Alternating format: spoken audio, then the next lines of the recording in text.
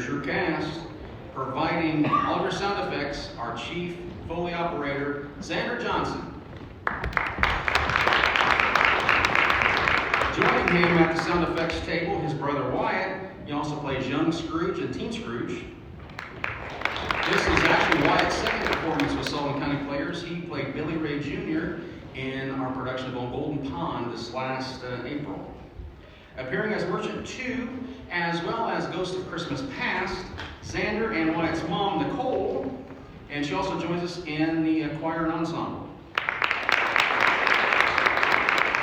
Playing Mrs. Turner and Belle Fezziwig, Elliot Wolf, and she told me that Christmas Carol is my all-time favorite story. Next up, we got Haley Farner, who appears in our ensemble and sings in our choir. Haley came to us. She came to a rehearsal a few weeks ago, and she fell in love with Sullivan County Players and said, "Hey, can I join?" Of course, we said yes. And Haley is joined by her sister, Mila, who is performing in our ensemble. Good word spreads around. She got her sister to come too. Playing charity worker number 1 to Mrs. Dilbert, Kayla McDonald. She also performed in our ensemble and sing in our choir. Also singing in our choir as a featured soloist, Abigail May. She also voices several characters, including Mrs. Shaw, charity worker number 2, and Fred's maid. Playing Willie Hollowell, Fred's wife, Rachel Reed. And Rachel is joined on the stage by her daughter Gabby Raynard, who plays Scrooge's sister Fan, and she's also featured in our ensemble and choir. Joining us for her very first production of Sullivan County Players, Chelsea Schreiber. She's also playing Merchant 1 and performs in our ensemble. Playing Poultry Woman is Destiny Walker, who also performs in our choir and ensemble. Next up is a real Renaissance man, Tobin Bales. He voices several characters, including Dick Wilkins, Topper, Man 1, and Mr. Bent the Undertaker. Plus, he's going to perform in our choir and ensemble. Performing as Merchant 4 is Kirsten Trotter, who also sings in our choir and performs in our ensemble. All right, here comes the biggie. Are you ready for the Cratchit family? Yes, you are. Here comes the Cratchits, introducing your Tiny Tim, T.J. Trotter. Your Martha Cratchit is played by Anna Bales, who is also one of her featured soloists, plus she'll voice the character of Merchant number 3. Playing Belinda Cratchit is Eva Schreiber. She also appears in our ensemble and choir. Eva's sister, Lorelei, she plays Charlotte Cratchit, plus appears in our ensemble and choir. Peter Cratchit is played by Titan Walker. He'll also perform the role of Poultry Boy and is a member of our ensemble and choir. Mrs. Cratchit is played by Mary Jacob, who will also voice the mysterious part of Perdition. Plus she appears in our member of our ensemble and choir. This is Mary's second production with us. She played Chelsea Thayer in On Golden Pond back last April. Bob Cratchit is played by Kevin Snapton. He'll also voice the characters of Old Joe, Mr. Fezziwig, Old Man, and Mr. Turner. He'll also provide some additional voices in our ensemble. Next up, your show's assistant director, Angela Allen. She will play the midwife and the Ghost of Christmas Future. This is Angela's second production. She played Ethel Thayer in On Golden Pond back in April. Your Ghost of Christmas Present is played by Taya Chesterfield. She also performs in our choir and ensemble. All the way from Merrim, Indiana, via Fort Wayne, is David Grimm, who voices Jacob Marley, Brett Hollowell, Ben's husband, and sings in our choir and performs in our ensemble. Up next is our choir director, Gracie Trowbridge. She'll also perform the voice of Miss Craven, the schoolmistress. And without further ado, your tonight's narrator, Julia Roberts, voices Mrs. Dickens. And she'll also perform as one of our featured soloists. I know you weren't hearing things because there are several family members that are up here, and that's one thing that Sullivan County Players is all about, is bringing families together. So we have cousins, we've got brothers and sisters, we've got moms with their kids, we've got a granddad with his daughter and grandson. So this is truly a family operation. So if you would like to bring your family in to have a good time in a nice, friendly environment, please consider joining Sullivan County Players. We'd sure like to have you come aboard. And last but certainly not least, our director and tonight playing Ebenezer Scrooge and Scrooge Sr., Mr. Christopher Stevens.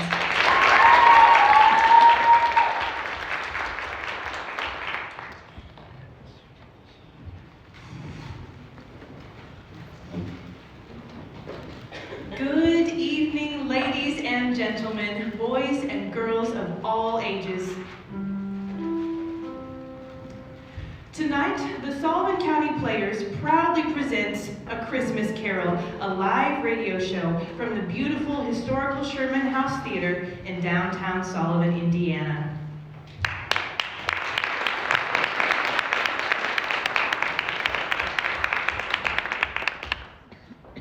Tonight's show is sponsored by the following. When your tummy's on empty, get a refill at Petty Pit Stop, casual, family-friendly restaurant serving a wide menu including sandwiches, power bowls, vegetarian dishes, desserts, coffee, and more. Petty Pit Stop, 4 West Washington Street in Sullivan. Holiday decor, antiques, home decor, gifts, flowers, and a whole lot more awaits you at Bell's Country Attic, 1320 North Section Street in Sullivan. Robin's Place is a multifaceted safe space fostering social connection, mental well-being, and intellectual stimulation through escape rooms, air hockey, ping pong, and a bookstore. Robin's Place, 14 South Court Street in Sullivan. The Sullivan County Chamber of Commerce is here to improve the quality of life in Sullivan County through the promotion and stimulation of economic, social, and cultural development. Your Sullivan County Players are a proud chamber member as a nonprofit LLC. No one likes talking about insurance and financial planning, but we all need it. At Country Financial, you're more than a policy number. They treat you like their own, especially when you need them most. See Angela Allen, your local Country Financial agent at 21 North Court Street in Sullivan. Angela is a founding member of Sullivan County Players. At White Light Infusion, you will find high-quality artisan teas, crystals, jewelry, DeGalma coffee, plants, handmade products, and plenty more in a relaxed atmosphere. Recharge yourself with Sullivan County Players' favorite, Jet Lag Tea. White Light Infusion, 16 West Washington Street in Sullivan. Ish is an antiques and art boutique in the oldest standing house in Graysville, Indiana, that Tony and April Cox restored and revitalized. It's open by appointment and during special seasonal events. Also find them at markets and shows. Follow them on Facebook. Sullivan County Players also thanks Sullivan County Community Hospital, along with Frank and Melinda Bullock, for their kind donations to support our Rising Stars Youth Summer Camp, Big on Broadway, in June 2025. If you would like to advertise or make a donation to Sullivan County Players, see one of our members after the performance. Now, on with the show. I'm Mrs. Dickens, your storyteller. As with all good tales, let us begin at the beginning. Marley was dead to begin with. He was as dead as a doornail. This must be distinctly understood, or nothing wonderful can come of the story I'm going to relate. Did Ebenezer Scrooge know Marley was dead? Of course he did. How could it be otherwise? He and Marley were partners for I don't know how long, and Scrooge was the only living soul present as Marley clutched onto dear life. Ebenezer, Ebenezer, I'm so cold, bitterly cold like ice, yet I sweat like a hot summer day. Pneumonia? You're dying of it. I had hoped of dying peacefully in my sleep. Not like this, not like this. Ice cold now, burning with fever. Scrooge, never known to show much emotion, sat there staring at his dying friend. Ebenezer, Ebenezer, come closer to me. Scrooge leaned over Marley's blue-gray face. Promise me, Ebenezer, promise to watch over our business after I'm gone. Oh, it grows dark. I don't want to die, Ebenezer. I'm frightened of what awaits me in the afterlife. Marley shot up straight in bed and pointed toward the window. They've come to get me.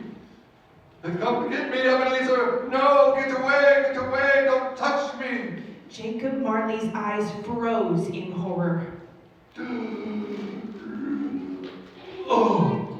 Marley's dead body collapsed onto the mattress. Scrooge closed Marley's frightened eyes. Seconds after Marley's earthly body gasped its last breath, his spirit woke to find himself alone in a dark, smoky cavern filled with odors of coal and sulfur. Where am I? Where do you think you are, Jacob Marley? I don't know. Am I dreaming? No, guess again. Am I dead? As a doornail. Or is this heaven, perhaps? A greedy miser like you in heaven? Guess again, Jacob Marley. Oh my, that means I'm in. Welcome to purgatory, Jacob Marley. Who are you? You may call me Perdition. Oh, great perdition! Great perdition, what's to become of me now? Your spirit will walk the earth. There, you will encounter everyone you hurt with your cold-heartedness and witness all the damage you caused with your greed. You will feel their suffering. No, but it was only business. I tell you, it was only business. Business? Mankind was your business, Jacob Marley. Time to wrap you in your chains.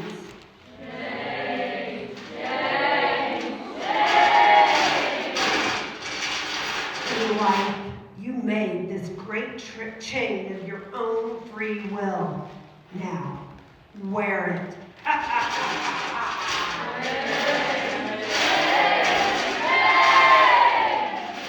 Insurmountable pain and anguish await you, Jacob Marley.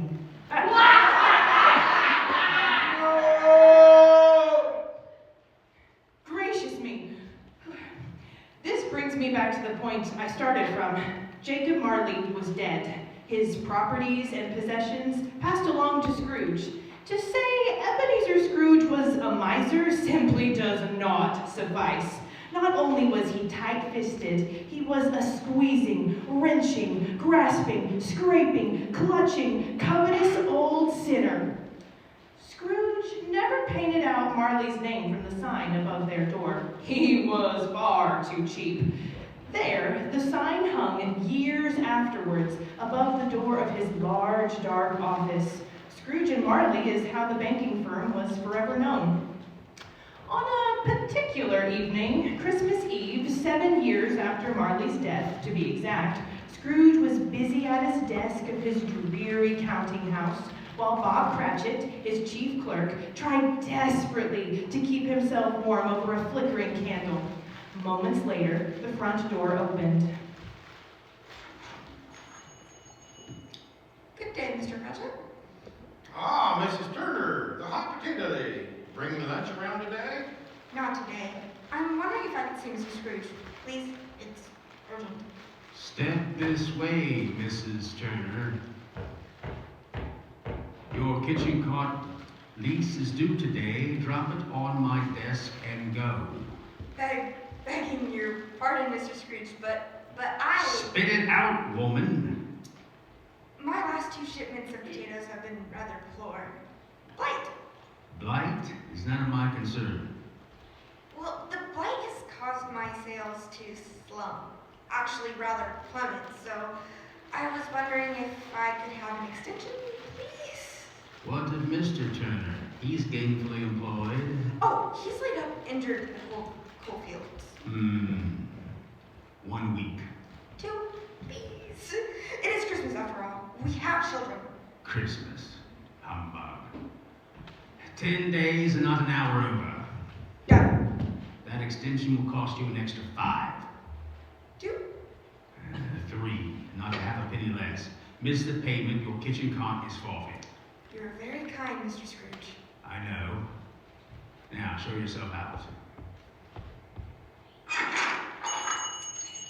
As Mrs. Turner attempted to exit, Fred, Scrooge's nephew, tried to enter. Oh, well, pardon me, Mrs. Turner. Not a worry, Mr. Hollow. Merry Christmas to you and your wife. And Merry Christmas to you. And a very Merry Christmas to you, Bob Cratchit. And Merry Christmas, my dear friend. It's an iceberg in here. Add some coals to the fire, would you, Bob? Well, Mr. Scrooge and I prefer to work in the cold, keeps us alert. Cratchit, get back to work. Nephew, why interrupt my business? Well, the exchange closed early, so I thought I'd pop in and wish you a Merry Christmas, Uncle. Humbug. Christmas? A humbug? Surely you don't mean that. I certainly do. A Merry Christmas. What right have you to be merry? You're poor enough. What right have you to be dismal? Well, you're rich enough. Pooh. Don't be cross, Uncle. What else can I be when I live in a world of fools? Out upon Merry Christmas. What's Merry Christmas? But a time for paying bills without money, a time for finding yourself a year older but not an hour richer. Now, Uncle, if I may... You may not, sir. If I can work my will, every idiot who goes about with Merry Christmas on his lips should be boiled in his own pudding, then buried with a steak of pie, driven straight to his heart. Uncle, now, seriously. Nephew, keep your Christmas in your way, let me keep it in mine. Well, keep it. But you don't keep it. Let me leave it alone then. Christmas, such a waste. How much good has it ever done you? Much, if I do say so. Much indeed. Now hear me out, Uncle. Christmas, it is a time for being kind and forgiving, charitable, pleasant. Christmas is the only time I know of during the long calendar year when men and women seem agreeable to freely open their shut-up hearts and to think of people below them as if they really were fellow passengers to the grave, and not another race of creatures bound on other journeys. And therefore, Uncle, though it has never put a scrap of gold or silver in my pocket, I believe that it has done me good and will do me good, and I say God bless it. Yes, God bless it. Cratchit, let me get another peep out of you, and you'll keep your Christmas by losing your situation. Now look there, Fred, there's Bob Cratchit, another fine fellow, making 10 a week, with a wife and family, talking about a Merry Christmas. Well, I'll return to Bedlam. As for you, Fred, you're quite a powerful speaker, sir. I wonder why you don't make a run for government. Well, don't be cross, Uncle. Dine with us tomorrow, would you? You've yet to meet my wife. You even missed our wedding. I didn't miss it. Look, we've often asked you for dinner and parlor games, and not once have you accepted. I do not make merry, not at weddings, not at Christmas, nor any other time of year. But the festivities, they're fun and enjoyable. Why not? There's no profit in it. Good afternoon. Merriment. It does lend plenty of spiritual profit, I say. I want nothing more from you, Uncle. I ask nothing of you. You're my only living relative, my mother's own beloved brother. Good afternoon. We've never had any quarrel, to which I've been a part. Cannot we at least be friends? Good afternoon. I'm sorry, with all my heart, to find you here so pitiful. Good afternoon. Your glumness cannot ruin my good Christmas, Uncle. In this humor, and I will keep it to the very last, I say. So, a very Merry Christmas to you, my dear Uncle. Good afternoon. And a Happy New Year. Good afternoon. What if Mother saw you like this? She'd be mortified. Get out. Uncle, my invitation still stands. Good cheer, Bob Cratchit. Merry Christmas, Fred. Cratchit, get back to work. Moments after the pair returned to their respective work, How can anyone get any work done without all these interruptions? Scrooge and Marley's, I believe. Did you not see the sign? Sign. Over the doors, as plain as a nose on your face. Do we have the pleasure of addressing Mr. Scrooge or Mr. Marley? Ah, you must be new to the district. I'm Mr. Scrooge. Mr. Marley, my business partner, died 7 years ago. 7 years ago this very night. Sorry, sir. Why be sorry for a man you never knew? The passing of anyone is sorely felt, especially at Christmas. Jacob Marley was a man of business until his very last breath. There's no need for sorrow. Yes, well, at this festive season of the year, it's desirable that we should make some provision for the poor and destitute, who suffer greatly at this present time. Tens of thousands of your fellow countrymen are in desperate want in common necessaries and creature comforts, sir. Ah, well, are there no prisons? plenty of prisons. And the workhouses? Still in operation? They are. Thus, the poor laws are in full vigor then. Very busy, sir. Well, I'm very glad to hear it. Please understand, these institutions are scarcely furnished. Christmas cheer to those in need. A few of us Representing the city businesses, are raising a fund a charity fund, to buy the poor and the unfortunate some meat and drink. and means of warmth. We choose Christmas because it's a time of all others, when want is keenly felt and abundance rejoices. So, what shall we put you down for this year? Nothing. Ah, you wish to remain anonymous. No, I wish to be left alone. Mr. Scrooge, Since you asked me what I wish for, that is my answer. Not $1, not 1 penny. I don't make myself merry Christmas, nor can I afford to make idle people merry. Mr. Scrooge. I pay taxes to support the establishments I aforementioned. They cost me enough, and those who are badly off must go there. many people can't go there. And most would rather die. Well, if they'd rather die, they'd perhaps hurry and do it as to decrease the surplus population. Mr. Scrooge, but for the love and humanity towards Oh, mankind. fool, mankind is not my business. Why, it's enough for a man to understand his own business and not interfere with other people's business. Well, my business occupies me constantly. Good afternoon. If we could please just have one more moment. You may not good afternoon and get out. Moments after Scrooge and Cratchit resumed their duties, a group of children stopped in front of Scrooge's office windows. Good King Wenceslas looked out On the feast of Stephen, when the snow lay round about. deep and crisp and even, Brightly shone the moon that night. though the frost was cruel, When a poor man came inside. gathering winter few. Enough, I'll show those little troublemakers. Away with the scurvy street urchins. Next time I'll call for a watchman and have you thrown in the juvenile stockade.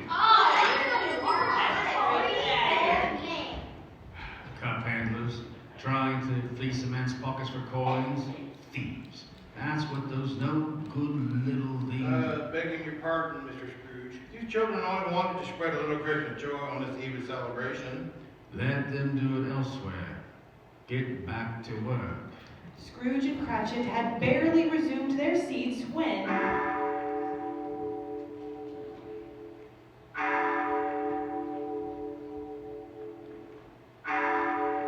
Close of the workday, it brought relief to Bob Cratchit, while Scrooge would have worked until midnight. You want all day free tomorrow, I suppose. If quite convenient, sir. It's not convenient and it's not fair. If I would deduct 2 bits from your salary, you would think yourself ill-used. Yet I'm expected to pay you a full day's wages for no work. It's only once a year, sir. Still a poor excuse for picking a man's pockets every 25th of December. Well, since you feel you must have it off, take it. Yes, Just Mr. be here Scrooge. early the next morning. Yes, Mr. Scrooge. And God bless you, sir. Bye. I'm bye. I, Robert Timothy Cratchit, here out of Mountain, announce Scrooge and Marley is closed. Merry Christmas to all, and to all a good night. Cratchit then ran home to play blind man's bluff with his children. Meanwhile, Scrooge took his melancholy dinner in his usual melancholy tavern. Having read all the newspapers and spent the rest of the evening with his banker's book, he decided to go home. For these past 7 years, Scrooge resided in the chambers of his long-deceased business partner. Marley's condemned spirit roamed the world dragging his heavy chains. He toiled in the afterlife trying to find a way to escape his punishment. Jacob Marley. Yes, perdition. How may I be of service? The time grows near for your former business partner to join you here. Go prepare his chains. No, I beg of you. There is good in him. He's a cold, cruel, miserable, moldy miser who's offered not one bit of kindness to a single soul these past many years. Believe it or not, he was good once. Please spare him my suffering. Why should I? During my punishment, I've witnessed miracles, I say. I've seen cold-hearted people change their ways. Not everyone, including Scrooge, is beyond all hope. Please, I beg of you. Your chains have taught you a lesson after all. Indeed. Go to him. Offer salvation.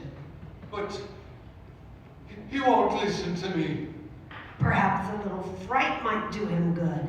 Shake him to his core. And he's such a cynic. It'll be a hard nut to crack. Break him. Smash his shell wide open. And what if I fail? Both of you will be bound together for all eternity. And if I succeed? If that poor excuse accepts salvation, I'll release you from your chains. Go, before I change my mind. Where was I? Oh yes, Scrooge's home.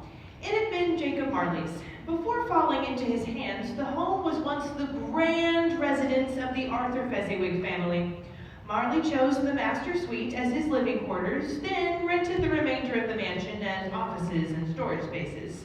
Over the decades, the old house fell into gloomy, faded, saddened disrepair, especially since Scrooge took up residence.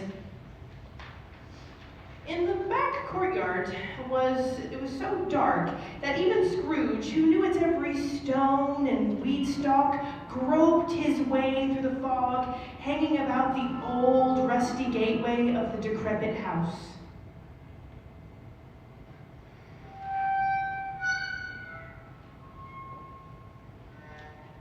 Through the gloom, he finally found the back door, where he wrestled his mangle of keys from his coat pocket.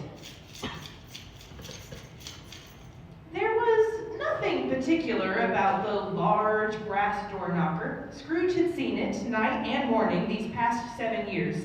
As he turned his key in the lock, Scrooge saw not the knocker, but Marley's dead face. Marley's face quickly faded away into the fog. Pooh, this fog is playing tricks on my eyes. Scrooge walked into his lonely house and lit a candle. As he thundered the door shut behind him, Scrooge saw a ghostly black hearse pass before him.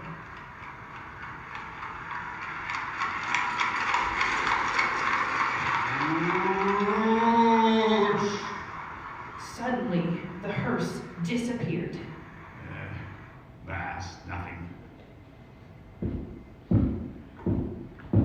Up the cobweb-encrusted stairs, Scrooge went with his flickering candle. Darkness is cheap, and Scrooge liked it that way. At the top of the stairs, he found his chamber door already open. That Mrs. Dilber, she left my door ajar when she brung in my laundry. Scrooge! Who's there? The shadows didn't respond. Scrooge carefully entered his chamber. He grabbed the fire poker from beside the fireplace, which had a meager fire brewing. He opened all of the doors leading to the various rooms of his dingy chambers. Sitting room, bedroom, lumber room, all as they should be, no one hiding about or lurking around. Well, that Mrs. Dilber, she left my door unlatched. I'll dock her pay. Second thought, I'll discharge her. Scrooge then slammed shut his chamber door. He locked it and double-locked it for good measure. Scrooge quickly changed into his dressing gown and cap. He then sat in his chair beside his tiny fire to eat his leftover gruel. As he ate, the cobweb-covered bell beside his chamber door rang. Something it hadn't done in many years. Who's there? Whoever you are, go away. I must warn you, a night watchman will be along any minute. The locks on the door magically freed themselves. Standing there was the glowing apparition of Jacob Marley, dressed in his ragged burial clothes. Winding about him was his long, heavy chain. A frightened Scrooge once again grabbed the poker from the fireplace. Ebenezer Scrooge! You know me, but what? Or who are you? Ask me who I was. Well, who were you then? In life, I was your partner, Jacob Marley. You always were a good friend, Jacob. I was your only friend. But you're dead. How are you here? Specters are real, Ebenezer Scrooge. Now what is it that you want of me? Much. Pooh. You don't believe in me, do you? I don't. Why do you doubt your senses? A little thing affects them. You may be an undigested bit of beef, a blot of mustard, a crow's cheese, a fragment of underdone potato. Well, there's more gravy than the grave about you, whatever you are, sir. A humbug, that's what you are. A humbug! I'm no humbug! Now do you believe in specters? Mercy, dreadful spectre, I do. I must. But why do you trouble me so? In life, it is required of every man that the spirit within him should walk abroad amongst his fellow men and travel far and wide. And if that spirit goes forth not in life, his spirit is condemned to do so after death. I cannot rest, I cannot stay, I cannot linger anywhere in this state. In life, my spirit never roved beyond the narrow limits of our money-changing hole. Weary, woeful journeys lie before me now that I am doomed to wander through the world in agony and pain. With that chain, why are you fettered? I wear the chain I forged in life. Look at it. In life I made it, link by link, yard by yard, cash box by cash box. In death it is my punishment for my greed and uncaring heart. I must wear it in the helpless journey of my afterlife. Your chain was as full, heavy, and long as mine 7 Christmas Eves ago. You've labored on it since. It is a great, ponderous chain you now wear. Speak comfort to me, Jacob. I beg of you, please. I am too full of agony and pain to comfort anyone. Only in the afterlife do I now understand that I misused my opportunity to do good for my fellow man. You have wasted your usefulness, Ebenezer Scrooge. But my life has usefulness. I'm a good man of business. You were a good man of business. The common social welfare of my fellow man was my business. Charity, mercy, forbearance, and benevolence were all my business. The dealings of our trade were but a mere drop of water in the comprehensive ocean of my business. Jacob! Hear me. My time is short. You have a chance of hope, escaping my fate. A chance of hope of my procuring Ebenezer. Thank you, my old friend. You will be haunted by 3 spirits. Is this a chance of hope you mentioned, Jacob? It is. Then I'd rather not. Without their visits, you are doomed to my path. Expect the first tomorrow when the bell tolls 1. Couldn't I take them all at once and have it over? No! Expect the second on the next night at the same hour, and the third upon the next night when the last stroke of 12 has ceased to vibrate. I must go. For your own sake, remember what I've told you. No need to suffer like me.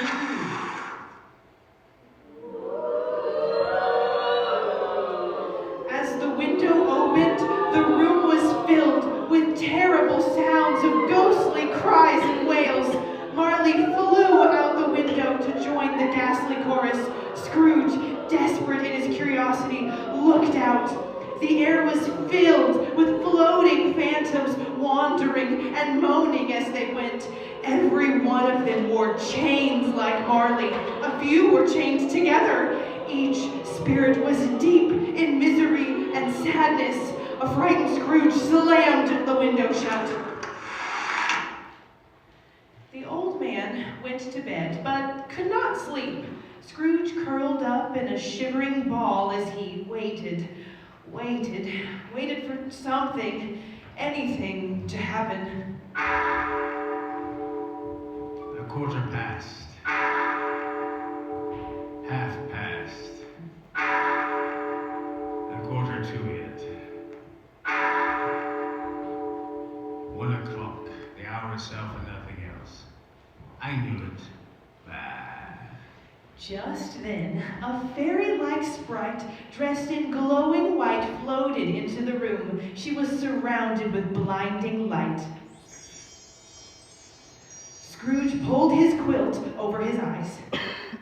Ebenezer Scrooge. Oh, Ebenezer, wake up. It's time to rise and shine. I'm awake. Your light blinds me.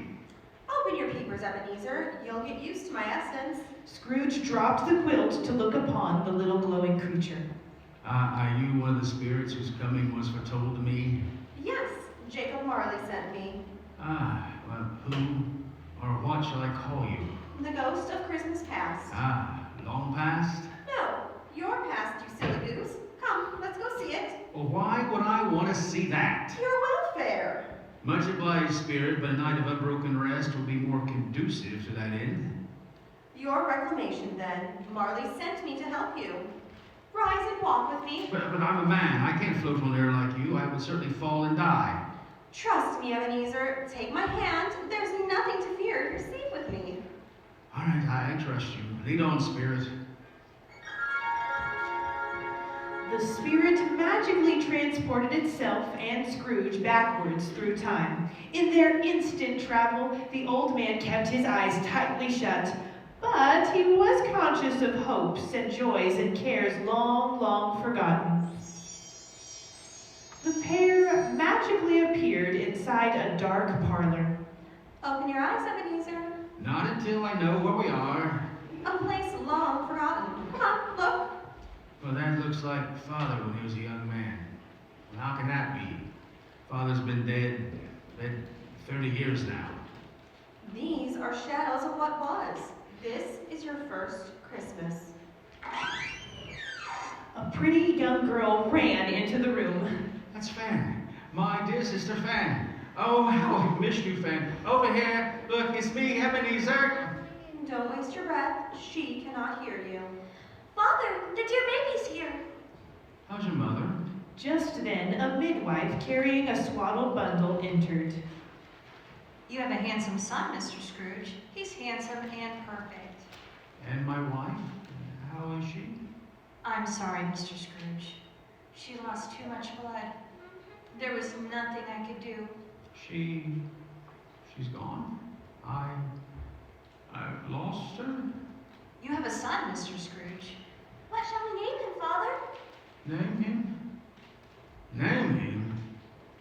killed your mother. Mr. Scrooge, if I may. You may not. Look at the baby, Father. I want nothing to do with him ever. I must now go and bury your mother. You want to hold your brother? Yes, please. Be gentle. He's tiny. My dear, dear brother, hello. I'm your big sister fan. I will take care of you from this day on. I will name you Ebenezer after father, but I will call you Benzie, my little Benzie. How I love you so. She was the only person to call me that name. Benzie. Always a delicate creature, your sister. She had a large heart. The largest and most generous. Fan died a number of years ago. Yes. And why'd bring that up? It's important to face it. Make amends with your past. She left behind a son, your nephew Fred. Tell me about Fan's accident. It was Fred's fault. I warned him to stay off the ice. He only wanted to try his new skates. Skates which I got him for Christmas. He was excited to try them, and I told him to stay off the ice and hadn't got cold enough. And Fan would still be here today if he had listened. It wasn't Fred's fault. Accidents happen. Well, can't we fix the past while we're here? No, we can only look upon it and learn. Best we leave it alone then. You should be kinder to Fred. Don't you tell me what to do. I beg you, not for your own sake, but for the love and memory of his mother. I hate this house. I've always hated this house. Take me from it. In a wink, they landed upon the edge of a large snowbank where children were playing nearby. Did I hear it? Good heaven. Look at it. Just look at this place. You recollect it? Well, I could walk it blindfolded. Over there, the school. Heritage School for Children. And down the road, the village square. And over there, the lake where we swim in the summer and skate in winter. And the woods. The woods where we would pretend to be Robin Hood and his merry men. Good to see you've not forgotten this place. Yeah, I've only chosen to ignore it. Not all memories are pleasant ones, Spirit. Wait, look, there's Will and his brother Orson. And that one, playing alone. That's my old chum Georgie. Hello, Georgie, over here, it's Ebenezer. Look at all this glorious snow. No one can see or hear us. Why does Georgie hobble and walk with a crutch under his arm? Georgie was a sickly young child. His parents sent him here hoping that the countryside air would cure him and make him feel better. Georgie and I became fast friends. The other children wouldn't play with Georgie because he was different. What became of him? Pneumonia claimed him one winter. You know, watching these children, I recall this very day, we were all excited to go home and spend the holiday with our family. The school was deserted over the holiday season. Not quite.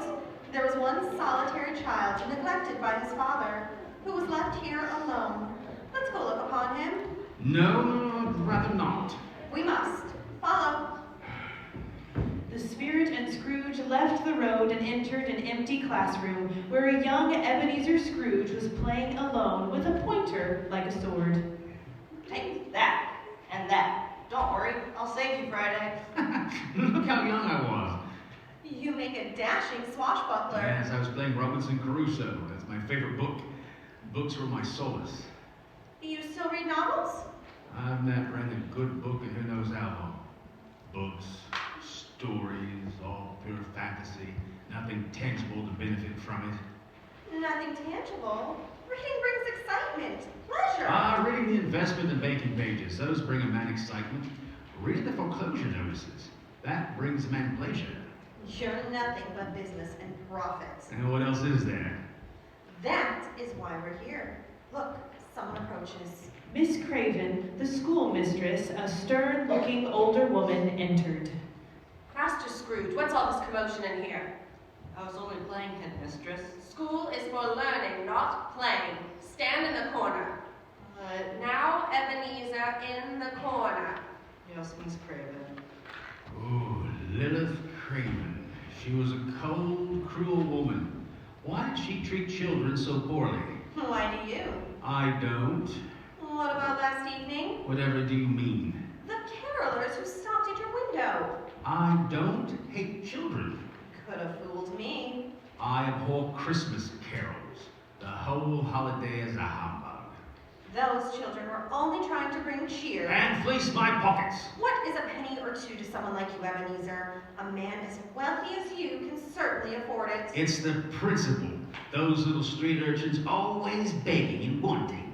Children need food and warmth. That's the joke of their parents. Those children are orphans on the street. Then they should find work. I see I have much more work ahead of us. Time to see another Christmas. No, I don't wish to see any more of your visions.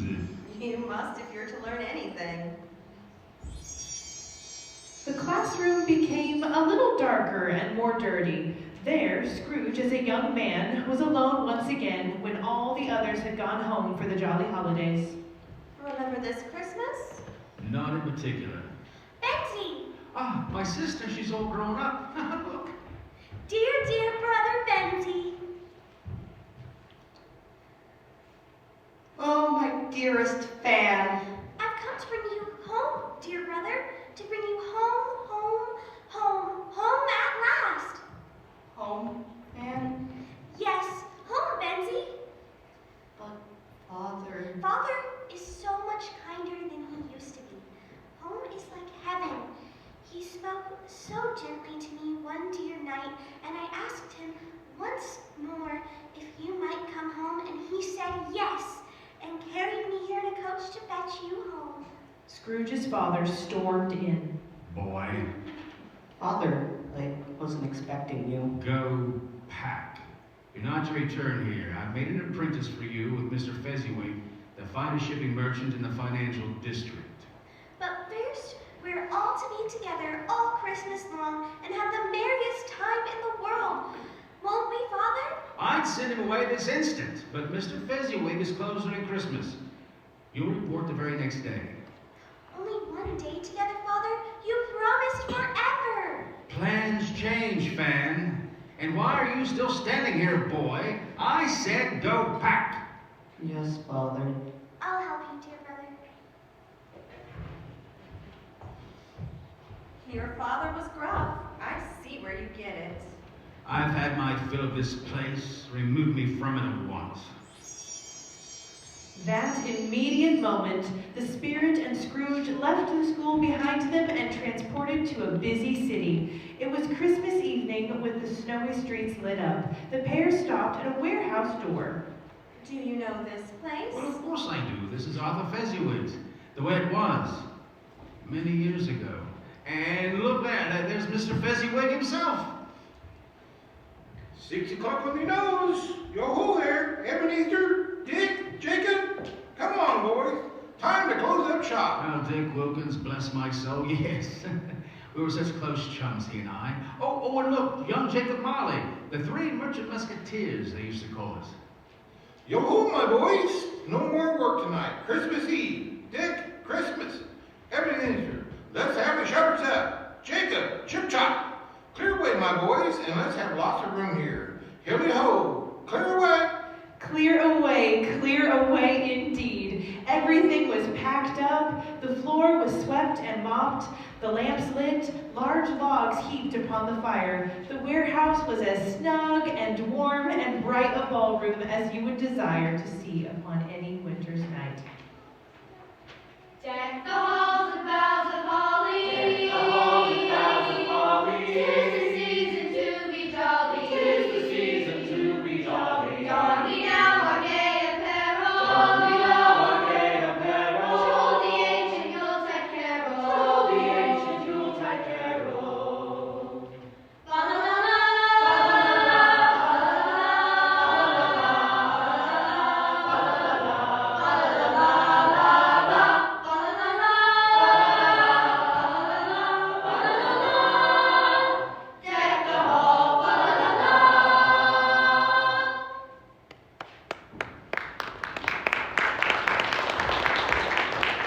Why, look there, the kind, sweet, dear Mrs. Fezziwig, and all three Miss Fezziwigs. They're all here, and they're all beaming, beautiful, and so lovable. You had the pick of the litter, but someone else caught your eye that night. Merry Christmas, my Master Scrooge. Merry Mr. Fezziwig. Master Scrooge, I present Belle, my most favorite niece. I am your only niece, dear uncle. How do you do, Mr. Scrooge? Very well, thank you, Miss Bell. Well, I'll leave you to it so you two can get better acquainted. You two, yes, you two. T for two. Hilly ho. Mr. Scrooge. Oh, Scrooge is my father. Call me Ebenezer. Dance with me, Ebenezer. But Miss Bell, I don't know how to dance. It's easy. Come on, I'll show you. The young Ebenezer Scrooge took to dancing like a duck to water. Enjoying yourself, Ebenezer? This is quite fun. Accompany me to the Merchant's New Year's Ball. I wouldn't miss it. As the evening wore on, there were dances and more dances. There was cake, a great roast, there were pies, and plenty of Christmas punch. Mr. Fezziwig certainly knew how to throw a gala. You certainly enjoyed yourself. You must know you're never too old to enjoy life, Ebenezer. Just watch Mr. and Mrs. Fezziwig, carefree as if they were newlyweds. The spirit was right. The greatest spectacle of the night was Mr. and Mrs. Fezziwig, who danced through the night, at times together, and other times with their guests. When it neared 11, Mr. Fezziwig made an announcement. Ladies and gentlemen, on behalf of my daughters and Mrs. Fezziwig, we wish everyone a Merry Christmas. Merry Christmas! Well, I wish the festivities could go on. The Christmas day begins in less than 1 hour, and we still need to make arrangements for the arrival of Father Christmas. So good night, our lovely guests. Good night, Ebenezer. Good night, Miss Bell. Call on me? I will. Once more for our heroes, Mr. and Mrs. Fezziwig. The partygoers passed the spirit and Scrooge to shake Fezziwig's hand on their way out the door. A Christmas party, a small, trivial matter to make these silly partygoers so full of happy gratitude. Well, there's nothing small nor trivial here, Spirit. This old man spends money on a festival, and for that he deserves all this praise? Seems unworthy and rather wasteful. This gala had nothing to do with money. Why, Arthur Fezziwig had the power to render people happy or unhappy, to make life light or burdensome, to make our business a pleasure or a toil. Why, Arthur Fezziwig was a happy man, always willing to open up his purse. Tonight was one big generous gesture, not just for those in his employ, but for everyone in the merchant district. Your employer was a perfect role model. He was the absolute best. Then why did you turn out so utterly awful? Hilly ho! Light up, Ebenezer, Dick, Jacob. Open your hands. Here's a little something for the Fezziwigs to you for Christmas. Most generous, Mr. Fezziwig. God bless you, sir. Many thanks, Mr. Fezziwig. Well, you boys earned it and earned it well. Good work is always rewarded. So go spend it in the next few days to make merry with your families. Merry Christmas, Mr. Fezziwig. Good night. I don't want to see your faces here until noon on the 27th. Shall we share a carriage ride, Jacob? Yes, I think I will, Dick. I believe I will. Thank you. And what have you, Ebenezer? Oh, no. Thank you kindly, Dick, but Father prefers my absence. And Fan is away with her new husband. I think I'll use my small fortune to stay here in the city. And maybe hop in on Belle Fezziwig.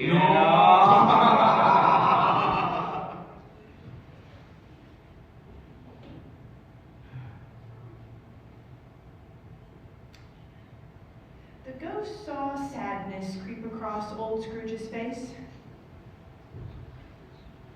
What's wrong, Ebenezer? Dick Wilkins, that's the last I ever saw him. His carriage overturned that night on the ice and snow. Everyone except Jacob Molly was killed. Christmas cannot bring family joy when they must bury a life gone too soon. I sense something else troubles you. Nothing in particular. Come now, there's something lurking underneath. Tell me. Well, seeing Mr. Fezziwig here reminds me of how well he treated me. Well, not just me, but everyone he employed. Many changes happened in these walls between Fezziwig's ownership and yours. None for the better, I might add. Well, needs of a business change. Or do business owners become stingier with each new generation? Pity how you treat your own chief clerk. How dare you? How dare I? Look into your own heart, Ebenezer Scrooge. You treat him with such disdain. He's a good man, a hard worker. Well, all right, well, perhaps I should go speak with him. May you take me to see him? No, we must depart. My time grows short and there's still more to see. No, please, let's stay here at Fezziwig's just another moment longer. We're off. In an immediate effect, the spirit in Scrooge disappeared and reappeared. This time, Scrooge saw himself older now, a man in the prime of his life. He sat beside Belle. She was clad in a black mourning dress. In her eyes were tears, which sparkled in the light that shone out of the ghost of Christmas past. No, spirit. Do not show me Belle. You must watch and listen. It matters little to you, very little. Another idol has displaced me. Well, what idol has displaced you? A golden one. Well, we both know there's nothing so hard as poverty. The only way to defeat the poorhouse is the pursuit and gain of wealth. Everything I do is for you, us, our future. You fear the world too much. All your hopes and dreams have merged into greed. I have seen your kind, noble aspirations fall off one by one until your master passion, wealth, engrosses you. Have I not? And now you, with that heartless Jacob Marley, have seized control of dear Uncle Fezziwig's estate? As his business partners, he left everything to us upon his death, including his debts. His spending habits were atrocious. Are you telling me his yearly Christmas gala with an employee bonus left him destitute? No, he made unwise investments, loaned money to those who could not repay. He remortgaged his own home to cover those bad debts. My uncle's barely cold, and you two have evicted my auntie from her own home. The bank was going to foreclose on the Fezziwig home. This is only business. Business? Listen, Molly bought the banknote outright to save your auntie from living on the streets. Now we're going to move Mrs. Fezziwig to a suitable apartment in the city. An apartment? She loved her home. You could have done something, Ebenezer, to see she could have remained living there. You're as cold-hearted as Marley. But business changes a man. I should say so. Well, I'm not changed towards you, Belle. I'm a man of business, but I'm still your Ebenezer. You are nothing but business. Well, business, Belle, is what makes the world tick. Business. Our business contract is an old one. It was made when we were both poor and content to be so. Well, I was but a boy when we made that engagement contract. You put off our marriage because you're constantly chasing fortune. Well, what would you have me do? Have us live in the poorhouse? It takes money to live. When is enough enough? Your love of money has forever changed you. I am still my same person. We used to be of one happy heart. Now we've broken into two. My heart is filled with misery. You are no longer mine, dearest Ebenezer. I must release you from our engagement. Release? Yes. I dare not say how long I've thought about ending our engagement. But in the end, it's enough that I have thought of it. Well, have I ever sought release? In words? No, never. Well, in what then?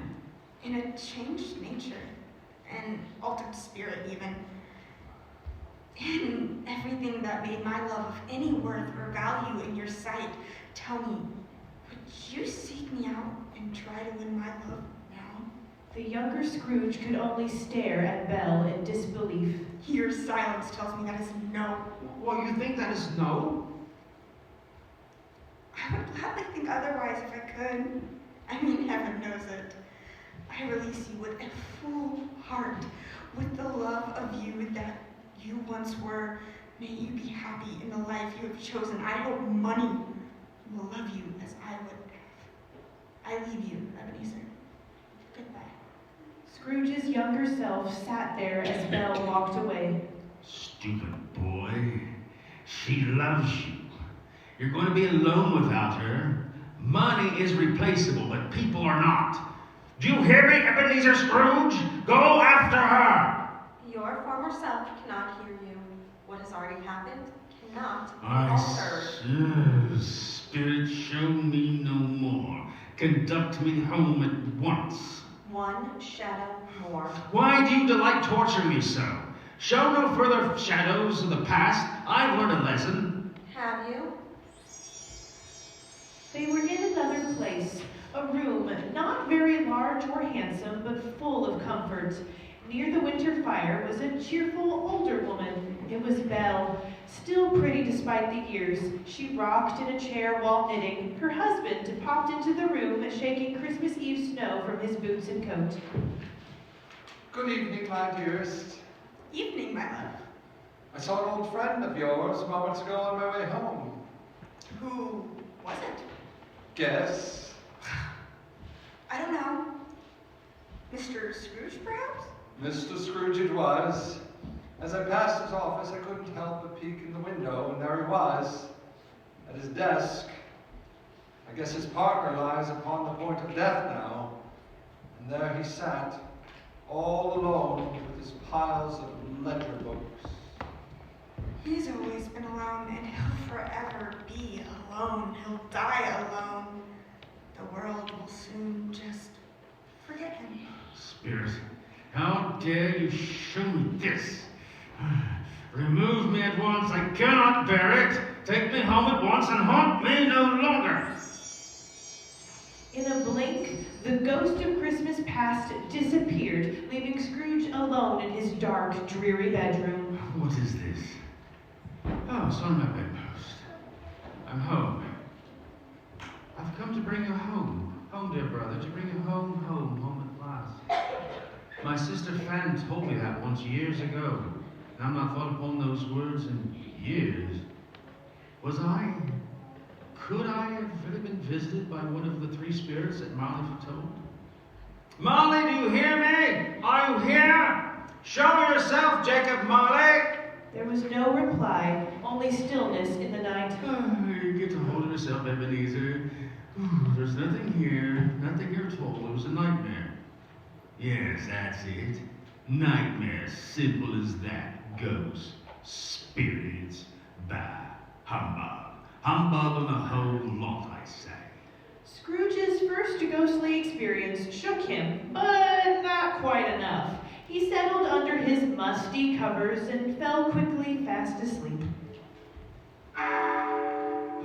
The old miser sat straight up. It's 1 o'clock. Nothing here. Show yourself! Nothing still. It's all a great big... A humbug? I'm not a humbug. Come, look upon me, Ebenezer Scrooge. The moment Scrooge heard his name, he obeyed the voice.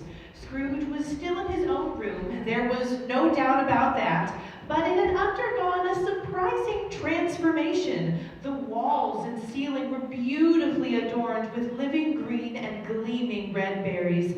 A mighty blaze roared up the chimney. Sitting atop a massive decorated evergreen was the figure of a beautiful woman with a wreath of holly on her head. She was clad in a rich green robe trimmed with white fur. She held a glowing golden torch in her hand. Come and know me better, Ebenezer Scrooge. Are you the second spirit that was foretold to me? Indeed, sent by your friend Jacob Marley. Scrooge hung his head in reverence as the figure climbed down the tree. Reaching the floor, the spirit clasped her hands upon Scrooge's shoulders. Hello, Ebenezer Scrooge. I'm the ghost of Christmas present. Don't be afraid. Look upon me. You have never seen the likes of me before. No, never. You never walked forth with my elder siblings? No, I'm afraid not. Have you a large family, spirit? Yes, 842 have come before me. Tremendous family to provide for, I'm sure. Not when you live through the abundance of mankind's love, charity, benevolence, and compassion. Yeah, but what of money? Money? Money doesn't make one wealthy, Ebenezer Scrooge. I see we have much to learn. Yes, spirit, I think I do. Well, I went forth last night with another spirit, and I learned a lesson. So tonight, teach me and let me profit by it. Good. Touch my robe. Scrooge did as he was told and held it tight. The pair disappeared and reappeared on the city streets on a cold, brisk, brightly lit Christmas morning.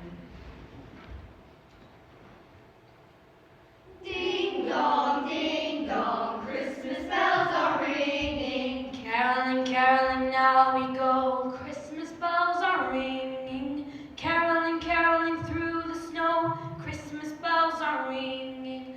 Joy's voice is sweet and clear. Sing the sad of heart to cheer.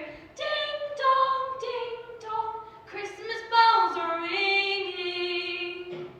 Two men carrying large packages bumped squarely into each other. Their packages flew from their arms as they crashed to the icy walk. Hey, why don't you watch where you're going? Why, I'm going to box your ears. Present sprinkled magical dust from her horn upon the men. Come along, friend. Let me buy you some warm punch. It's Christmas Day, after all. Only if I may return the favor. Done. Done. Caroling, caroling, caroling, caroling, Caroling, caroling through the town. Christmas bells are ringing. Caroling, caroling up and down. Christmas bells are ringing. Marking well the song we sing. Glad some tidings now we bring. Ding dong, Christmas bells are ringing. Ding dong, Christmas bells are ringing. But you made them happy. What peculiar flavor do you sprinkle from your torch? Ah, my own mix of Christmas spirit. I apply it to all on Christmas Day, but on a poor one the most. Why a poor one most? Because the poor needs it most. Now come along, we have much to see. The spirit then led Scrooge to a tiny, tidy, modest home on a narrow, dingy street. Ah, do you know this humble abode? Should I? You own it. I rent many homes in the city. I hold mortgage papers on dozens more. I can't possibly recognize all of them. Well, this is the home of Bob Cratchit. On the door's threshold, the spirit smiled while sprinkling dust from her torch. Now, Spirit, why bless his dwelling? He's not poor. I pay Bob Cratchit enough. $10 a week? Bob Cratchit is worth more than that. Twice. Triple. He and his family honor Christmas every day, not only one day of the year. Now, $10 is more than fair. Is it? Look for yourself. The Cratchit house was in a flutter as Mrs. Cratchit and the children sampled food, cooked, cleaned, and set the dinner table. Where is your precious father and Tiny Tim and our Martha? Here's our Martha now, Mother. Mother, I'm home. Why, bless your heart, Martha, my dear. How late you are. We had a great deal of work to finish last night, and I had to clear away this morning. Oh, hooray, there's such a goose, Mother. Tell me, what kind of work does she have? Oh, she's a seamstress in a workhouse. Workhouse? Bob cannot afford to keep her at home, and Martha's unmarried. So the workhouse is her only resource. Not to worry, your tax money supports the workhouse. She and others like her live well enough, at least not bad for gutter snime. Sit down before the fire, my dear, and get yourself warm. Lord bless you, Martha. Shh, here comes Father. Hi, Martha. Pretend you're not here. Hurry, Father will be here in a second. Martha slid into the small pantry. Bob Cratchit entered with Tiny Tim hoisted on his shoulder. Poor little Tiny Tim wore a leg brace and had to use a crutch. The spirit noticed Scrooge's eyes immediately fell to Tiny Tim as he put away his crutch and hobbled to a chair. What is it, Ebenezer? A little boy. He reminds me of someone. Ah, yes, your old school chum, Georgie. One of my siblings told me of the boy. Pity when parents bury a child. Now, where's our Martha? Not coming. Not coming on Christmas Day? It won't be Christmas without our Martha.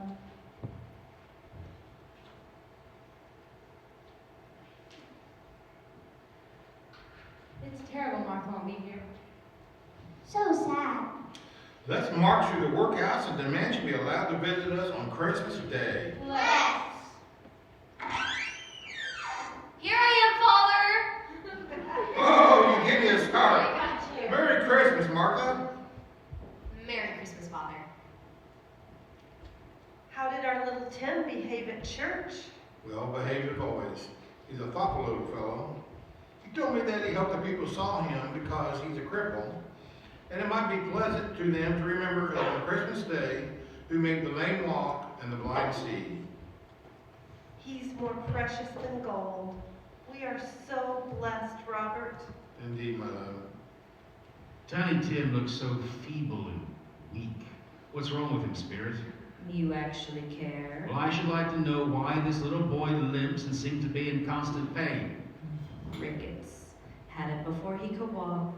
Shameful you know nothing of the Cratchit children. Why, the workplace is not a place for idle prattle. Bob's been in your employ these past 18 years and you know nothing of his family? Shame on you. Bob Cratchit's family is none of my business. This man's family is your business.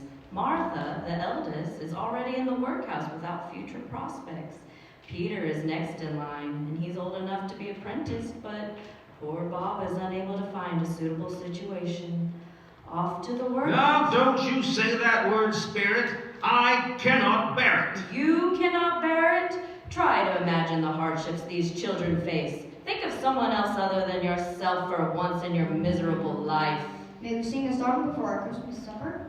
Indeed, which one? Oh, how about the one that goes, oh, come, let us adore him. Oh, come, let us adore him. I love that one. Hark the herald angels sing, glory to the newborn King. Peace on earth and mercy mild, God and sinners reconciled. Joyful longing nations rise, join the triumph of the skies. With angelic hosts proclaim, Christ is born in Bethlehem. Hark the herald angels sing, glory to the newborn King. God bless us, everyone. Who's ready for our Christmas feast? We are! We are! Oh, Mrs. Cratchit, you've outdone yourself with this goose. Its tenderness and flavor are the universal admiration. Thank you, my love. But that is such a meager little bird. The very best Bob could buy on his salary. No one complains, mind you. They're happy with what they have. Matter of fact, Bob Cratchit gives thanks to you every night in his prayers. Despite the way you mistreat him, he's thankful for you and his position. Who's ready for dessert? We are! We are! I present the Cratchit Christmas pudding. Oh, it's deliciously wonderful. The greatest Christmas pudding my dear Mrs. Cratchit has made since our marriage. It's marvelous, Mother. The best ever. I second that. I third. To the best mother in the world! Merry Christmas, my dears. God bless us. God bless us, everyone. Now, Spirit, tell me if Tiny Tim will live. I see a vacant seat and a crutch without an owner, carefully preserved in the corner before Christmas next. No, Spirit, please. I'm afraid if these shadows remain unaltered by future events, the child will die. But Rickets, that is a treatable disease. Doctors and medicines cost money. Money the Cratchits don't have. But you're a spirit, you have the power to save him. I'm forbidden to interfere. Then what is to be done? You could offer them help. This is not my family, it's not my business. You speak of business as if it's only a financial transaction. This man and his family is your business. But Tim, he's so little, he's so sick and feeble. If he be like to die, he'd better hurry up and do it, as to decrease the surplus population. Spirit, how dare you use my words against me? Until you discover who and what the surplus is and where it is, you are truly lost. Will you decide who shall live and who shall die?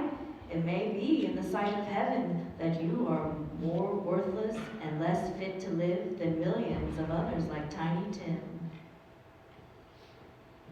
To Mr. Scrooge, the founder of the feast.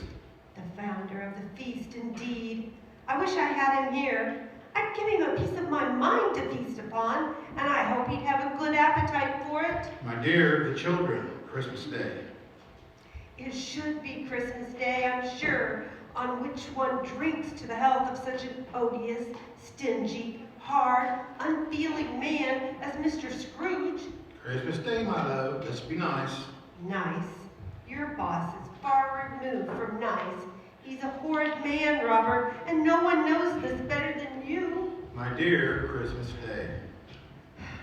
I'll drink to his health for your sake and for the day's sake, but not for his. Long life to him, a Merry Christmas, and a Happy New Year. And I hope he chokes on it. Now, dearest. To Mr. Scrooge. To Mr. Scrooge. God bless Mr. Scrooge.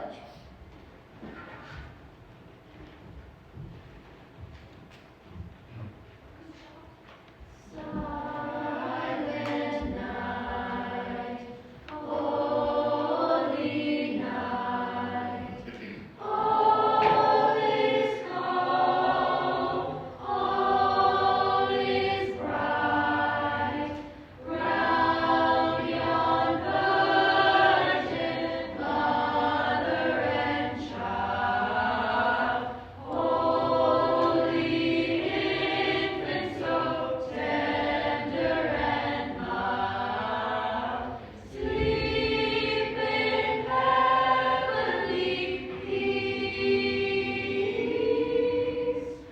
sleep in heavenly peace. My time grows short. Do come along. No, Spirit. I wish to stay here a little bit longer at the Cratchits. And not with more to see. It was getting dark and snowing heavily. The spirit led Scrooge past the sooty shacks of the coal miners, out to sea to peer into the portholes of the fishing boats, back to land to walk the hallways of the poorhouses and the debtor jails and the workhouses. What did all of these places have in common? Everyone in those places were singing glorious songs of the season and praising God. The spirit led Scrooge to a familiar-looking house. Spirit, why you bring me here? I've not been here since... Fans Wake 28 years ago. Which is why I never darken this doorstep. There's too many bad memories here. Deck the halls with boughs of holly, fa la la la la la la. 'Tis the season to be jolly, fa la la la la la la la. Don we now our gay apparel, fa la la la la la la la.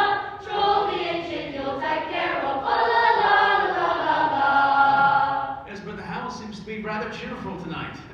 Few souls have as much Christmas spirit as your nephew Fred. My siblings have told me of the glorious parties celebrated here every Christmas. Yes, well, Fred stopped in my office just today, full of cheer, and he invited me to this very celebration. As he does every year, and as usual, you declined. Look, he said that Christmas was a humbug, and I think he believed it too. Shame on him, Fred. Now, who is she? The pretty lady next to Fred. Ah, Winifred, Fred's wife. Everyone calls her Winnie. She's beautiful, and she reminds me of someone long ago. You'd love Winnie as a daughter if you'd allow your icy heart to melt. She's quite a remarkable woman. She's a teacher for the city's poor children, and Tiny Tim is on her roster. What? A woman? Work? Now, Fred should support her. Fred supports her decision to teach the city's poor children. And my Uncle Scrooge, well, he is a comical fellow. Fred, that cannot be. Well, that's the truth. His unpleasantness makes him quite chucklesome. However, his offenses carry their own punishment, I suppose, and, well, I have nothing to say against him. At least he's rich, Fred. At least that's what you tell me so. And what of it? Well, his wealth is of no use to him. He does no good with it. He does not make himself comfortable with it, and he hasn't even the satisfaction of thinking he's ever going to benefit us with it, hey? Well, I have no patience for him. Oh, well, I have, and, well, I'm sorry for him. I couldn't be angry with him even if I tried. Who suffers by his own ill whims? Himself, always and of course. And here he takes it into his head to dislike us. He won't even come to dine with us. And what's the consequence? Well, I guess he doesn't lose much of a dinner. Indeed, I happen to think he loses a very good dinner. Well, I'm very glad to hear it, because I haven't great faith in these young wives, I suppose. What do you say to that, Topper? Me? I'm a bachelor, an outcast, and I have no right to express my opinion on that subject. Oh, do go on, Fred. You never finish what you begin to say. You can be such a ridiculous fellow.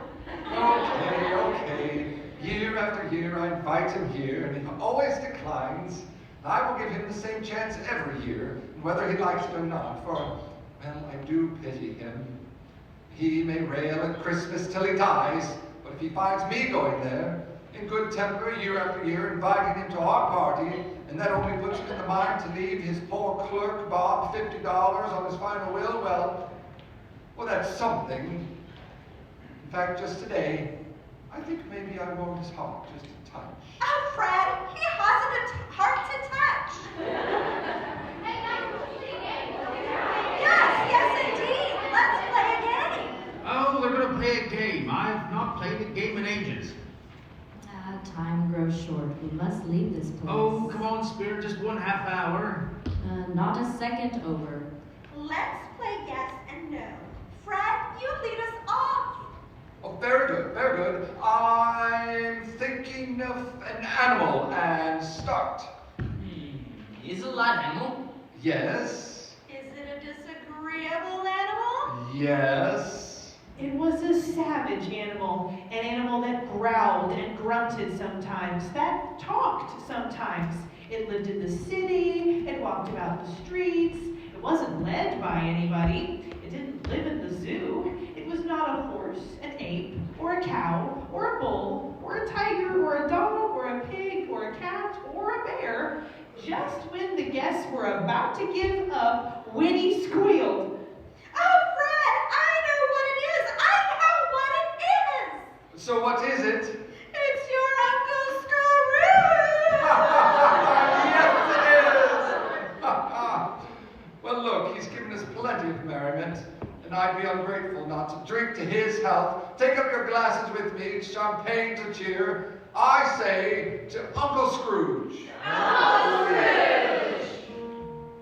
Ebenezer, we have more to see. Oh, come on, just 1 more minute, please. We must depart. My time grows shorter by the second. Very well, lead on if you must.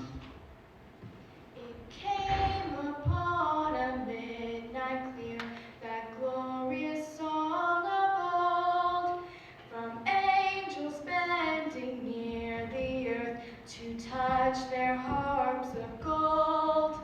Peace on the earth, goodwill to men, from heaven's all gracious King.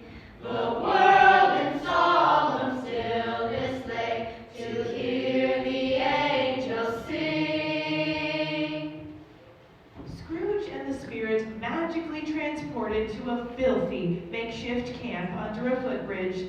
There, a dirty, ragged man and a woman huddled for warmth. Spirit, why do you show me this? What does this have to do with me? Not everything is about you. Look at them. Are they not of the human race? This is but one such family with hundreds more like them. They have no money, they have no home, and they have no food. They are not lazy. This man lost his job in the mill that you bought and then closed to sell off in the missionary for profit. Without an employer's recommendation, he cannot get a job, and then he lost his home and everything in it. He and his wife dig through garbage to find scraps to eat. These are your fellow man, Ebenezer Scrooge, and if you were to lose all, this could be you. Scrooge noticed the spirit's hair was growing gray. Wrinkles appeared on the spirit's face. Her robes were fading, and the leaves of her crown were dying. Spirit, you don't look well. My life ends at midnight. Next Christmas, another of my siblings will come. Spirit, there's something strange protruding between your skirts. The spirit peeled back the foldings of her robe and revealed 2 children, filthy, ragged, sickening, wretched, frightful, hideous, miserable. Spirit, are these your children? They're man's, but they cling to me. These represent children of all who walk the earth unseen. Their names are Ignorance and Want. Beware of them, for upon their brow is written Doom, a warning of the downfall of you and all others who deny their existence. Have they no refuge? Have they no resource? Are there no prisons? Are there no workhouses? Spirit, someone must care for these children. Hear me, Spirit. Do not let these children die. You can save them, Ebenezer Scrooge. You can save every soul you can. The spirit faded away into the fog. As Scrooge searched for the ghost, the last stroke of midnight ceased to vibrate. The stroke of midnight. I fear who or what comes next.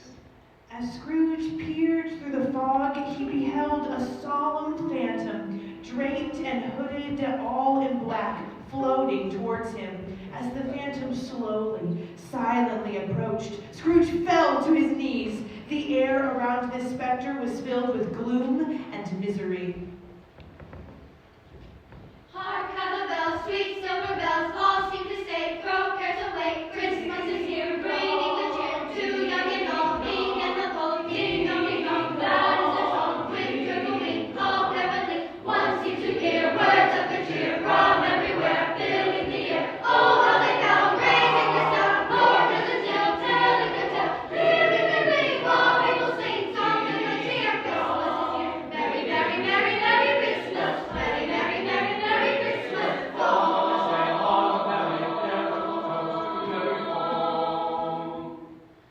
Ding dong, ding dong.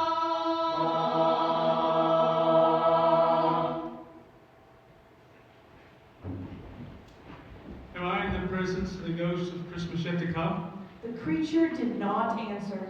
You're about to show me shadows of things that haven't happened, but will happen, unless unaltered. Is that so, Spirit? The phantom remained silent. Oh, ghost of future, I fear you more than any apparition I've seen. And I know that your purpose is to do me good, as I now hope to become another man. I'm prepared to bear your company, and let me do it with a thankful heart. Will you not speak to me, Spirit? Lead on, Spirit, the night's waiting fast and is precious to me. Lead on, Spirit, lead on.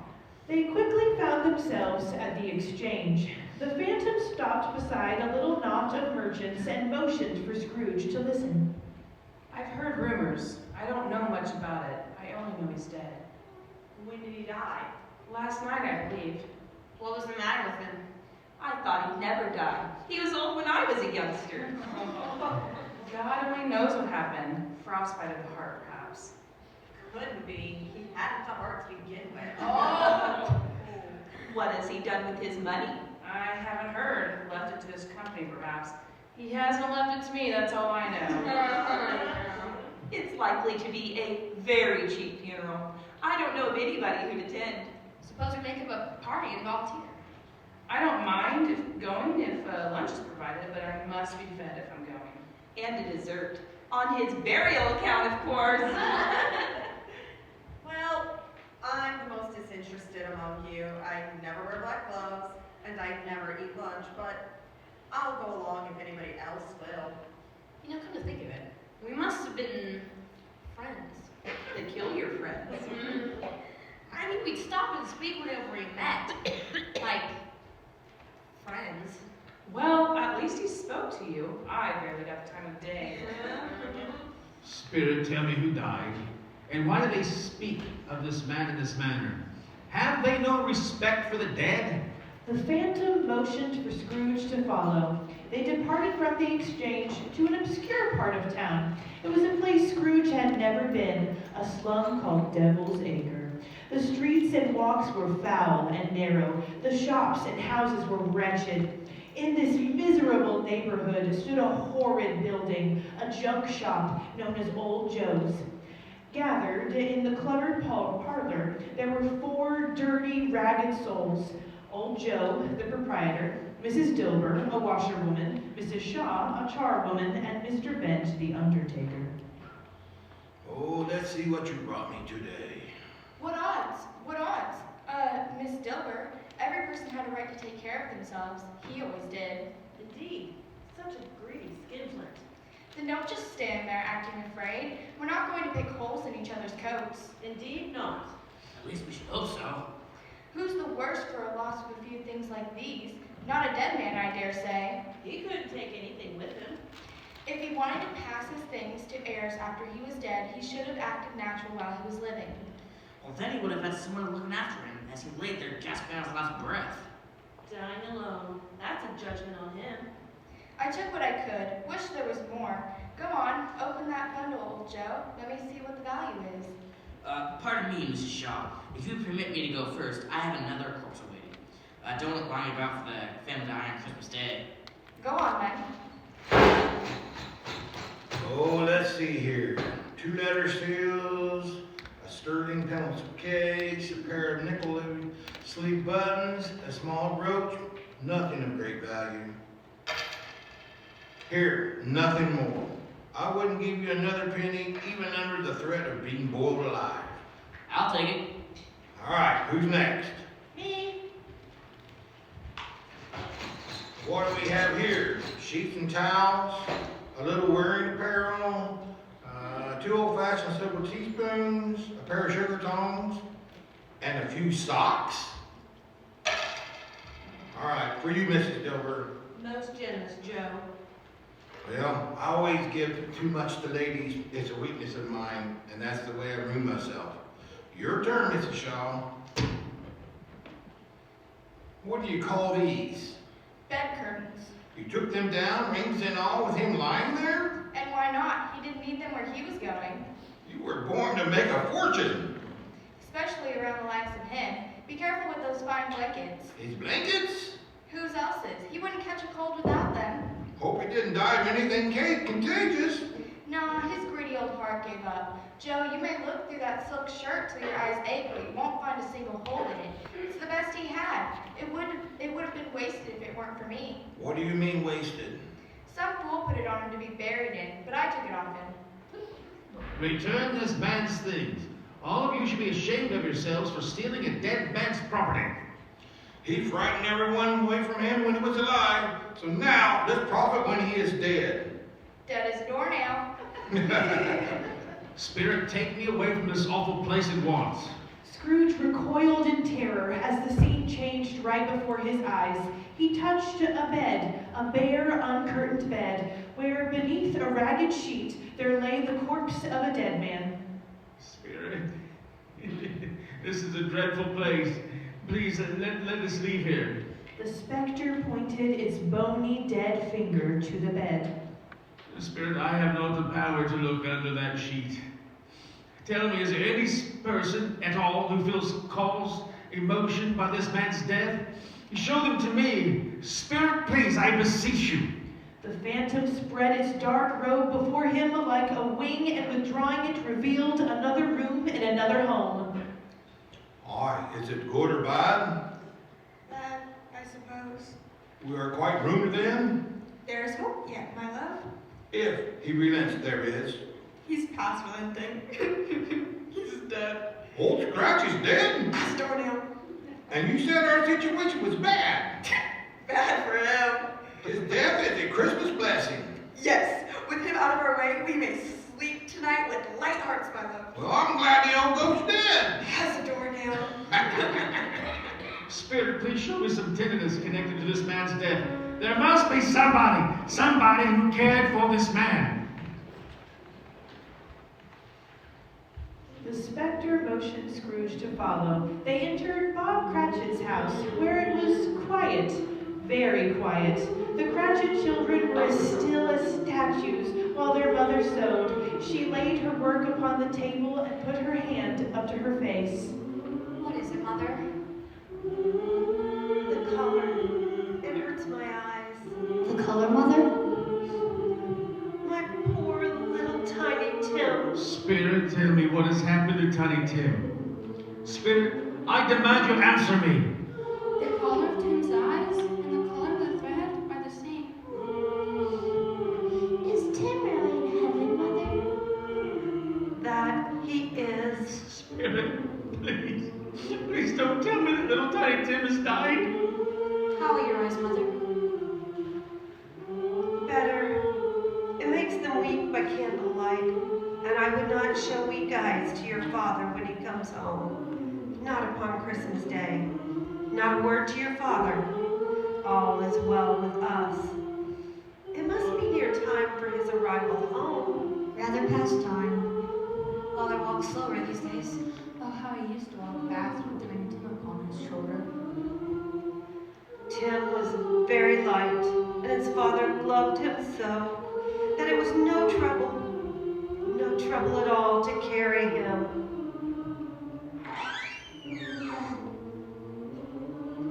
A solemn Bob Cratchit shuffled in. You went there today, Robert? Yes, my dear. I wish you could have gone. It would have done you good to see how green a place it is on Christmas Day. Let us always recollect how patient and mild he was. Despite being a sick little child, he was eternally happy, full of love for everyone. Spirit, why did you take the life of little Tiny Tim? He was only a child. This family loved him so much. How dare you take a child who knows nothing but love? You answer me! The black figure remained silent as Scrooge felt its unseen eyes glowering at him. Tell me, Spirit, who was that man that we saw lying dead? The black specter only motioned with its skeletal arm for Scrooge to follow. They wound through many twists and turns. As they rounded a city corner, Scrooge became excited. He exclaimed, I actually know where we are. Well, my firm lies in this very court. I can see it from here. Let me go see what I shall become in days to come. The specter stopped with its bony finger pointed elsewhere. Spirit, why do you point that way? I need to go this way. Scrooge broke from the specter. He ran to the window and peered inside. Ah, there, looks like my office. But wait, the furniture is not quite the same. And that man in my chair is Fred. And on the other side, Cratchit. Oh no. No, this means no. Scrooge then saw the sign hanging over the door. Hollywell and Cratchit Merchant Bankers and Credit. No, this is not real. It's only a shadow of a possible future. Spirit, wait for me. Scrooge ran to rejoin the specter and accompanied it until they reached a large iron gate. The specter opened it.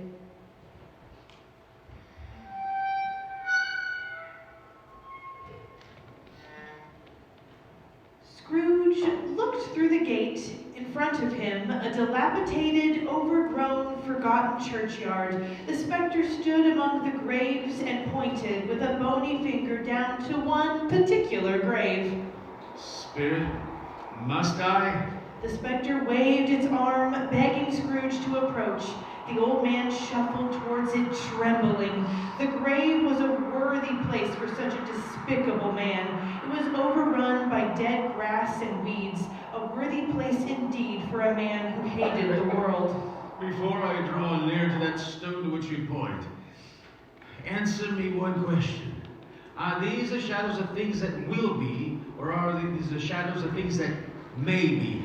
The specter only pointed downward to the grave. Now, men's courses will foreshadow certain ends. Bad deeds lead to horrible ends, while a good, righteous life leads to an honorable end. A man can change his destiny, can he not? Say it so. Give me some comfort, spirit. The specter was as immovable as ever. Scrooge crept towards it, shaking as he went, and following the finger, he read upon the stone of the neglected grave his own name, Ebenezer Scrooge.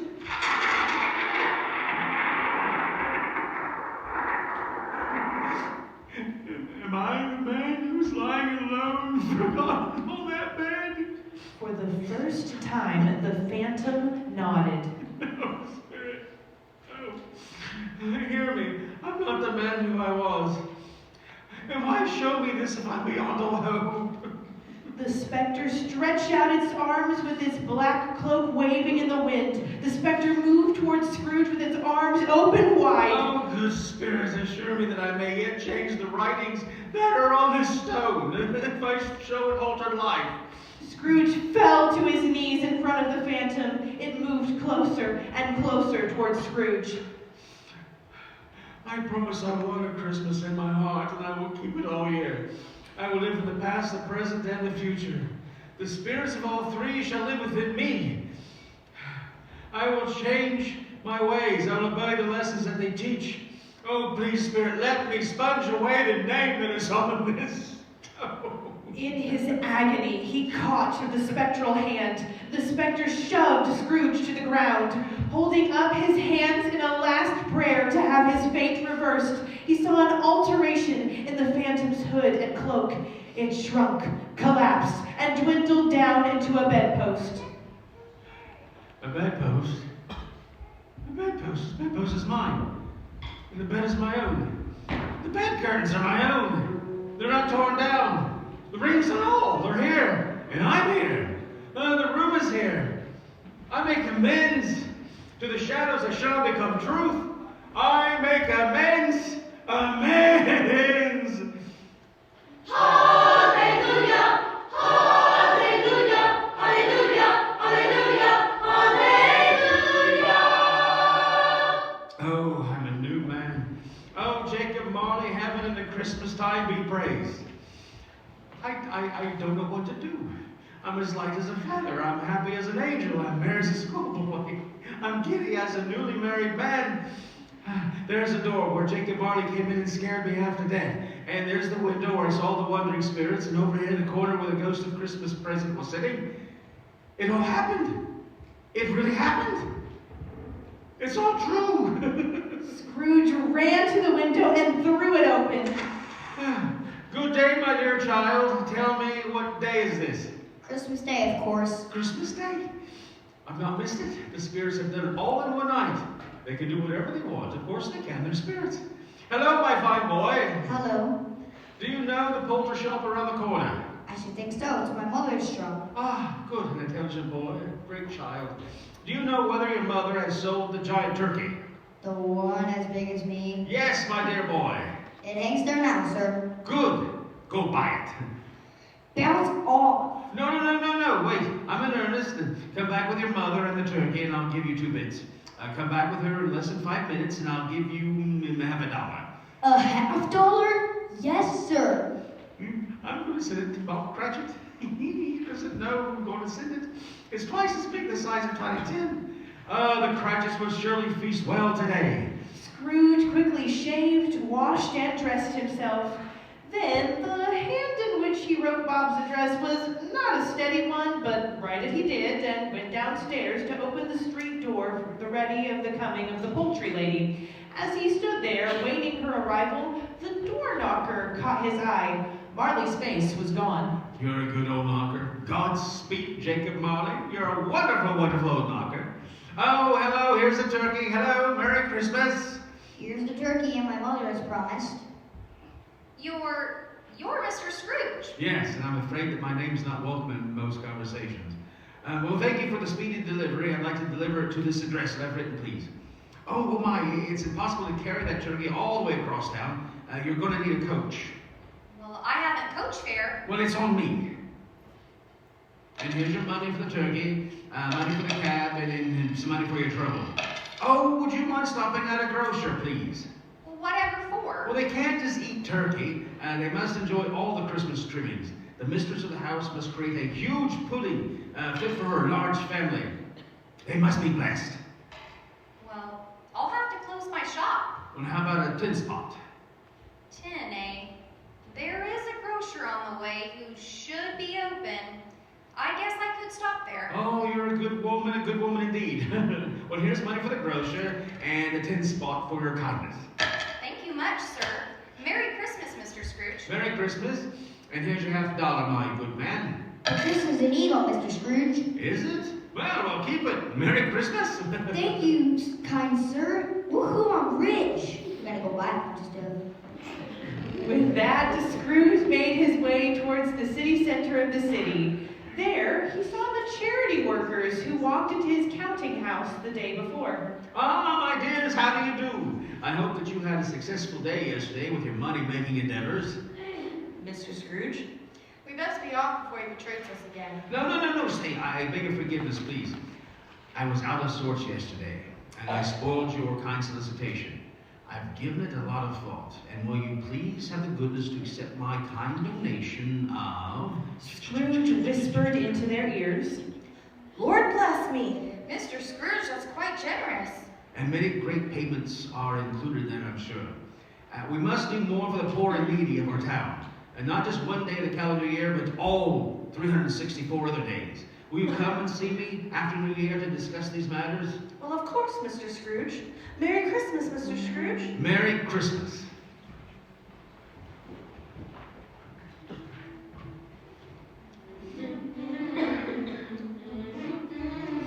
Scrooge went on to church, a place he'd not visited in decades.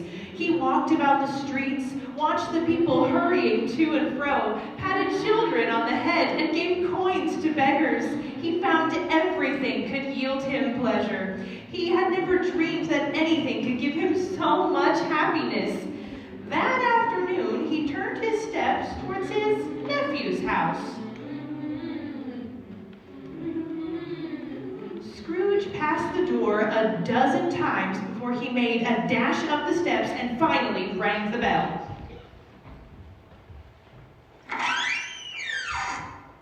May I help you, sir? Merry Christmas, my kind miss. Is your master at home? He is. Come in and wait in the foyer while I announce you, sir. Oh, no, he knows me. I'm family, my dear lady. I'll just go in. You'll have to wait a while. Why, bless my soul, who's this? It's your Uncle Scrooge. I've come to dinner if my invitation is still valid. Of course, Uncle, you're always welcome. And this must be your lovely wife, Winnie. Uncle Scrooge, I've heard so much about you. Yes, and most of it not good. Uncle. Oh, I was not the best man, Fred. There wasn't much good to say of me, but all that changes today. Before your guests arrive, I want to extend an invitation for you to join my firm. Uncle, I'm not sure what to say. My work's at the exchange. Well, we'll be partners, my dearest nephew. The exchange would never give you an opportunity for you to become your own man. Scrooge and Hollywell, merchant, bakers, and collection service. Has a certain ring to it, don't you think? Oh, it sounds nice, but if I were to accept your generous offer, I must speak to you of Bob Cratchit. Well, we will advance Bob Cratchit, of course, with a hefty new salary. And we shall also apprentice his son, Peter, and bring along his daughter, Martha. Well, then I accept your fine offer, Uncle. Thank you. Excellent. My dear Winnie, I understand that you're a school teacher here in the city. Tim Cratchit, Bob's youngest son, is one of my pupils. He's a smart, intelligent child. It saddens me that he is so ill. No. Don't worry, Winnie. We're going to get him healthy, I promise. Now, schools are terribly underfunded, aren't they? And I wish to help the city's poor school children. Now, if you're game, we can discuss the particulars in full after Christmas. Uncle Scrooge, you have no idea what this means to me. And I'm glad. And I'm happy that you and Fred have married. Two hearts beating as one. It's pure magic. Believe it or not, I was engaged once when I was a young man. You were what? Engaged? Yes. Well, I broke her heart, and in doing so, I shattered my own. it made me cold. And I've recently learned that life is way too short for pettiness and being ugly and cold. I've come to realize that my life has been wasted on the pursuit of money, while I should have been pursuing a betterment for mankind. Oh, Uncle Scrooge, I wish Mother were here to see this. Oh, she lives in your heart, Fred. You have the same eyes and the same smile. Your mother meant the world to me, Fred. I love Fan so. I cherished her. And I'm so sorry for the pitiful fool that I once was. Can you find it in your heart to forgive me? Of course, Uncle, of course. Ding dong, Christmas bells are ringing. Scrooge was finally at home among family, and nothing could be heartier or more merry. He stayed late laughing, playing games, and dancing. But he was early at the office the next morning. Scrooge hid behind his desk, waiting on Bob's entrance. 9 o'clock, no Bob. 9:15, no Bob. Bob was a full 18 minutes and a half behind his time when he quietly slipped into the room.